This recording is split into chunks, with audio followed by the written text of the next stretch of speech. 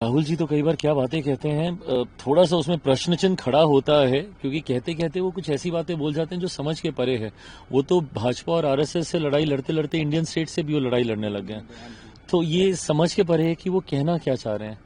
जैसे मैं कहता हूं कि हर किसी की भावना का मैं सम्मान करता हूं, बट उनकी भावना भी नहीं समझ में आती तो सम्मान या उसके ऊपर कोई प्रतिक्रिया देने का औचित्य ही नहीं है। राहुल गांधी ने एक बयान भी दिया है कि हम लोगों की लड़ाई जो है वो सिर्फ बीजेपी आरएसएस से नहीं है, क्योंकि उसने पूरे इंडियन इंस्टीट्यूशन को कब्जा कर लिया है, बल्कि एक इंडियन स्टेट से भी है। इसको कैसे देखते हैं? हाँ, वही तो कहते कहते जब वो इंडियन स्टेट का जिक्र करते हैं, तो अगर वो भारत से ही अगर इसकी अपनी लड़ाई वो लड़ रहे हैं तो फिर बहुत बड़े प्रश्न चिन्ह खड़े हो जाते हैं। आप बोलते बोलते आप इतना आप नहीं बोल सकते एग्रेशन में कि आप देश से ही आप युद्ध अपना शुरू कर दें, देश से ही आप अपनी लड़ाई खड़ी कर दें।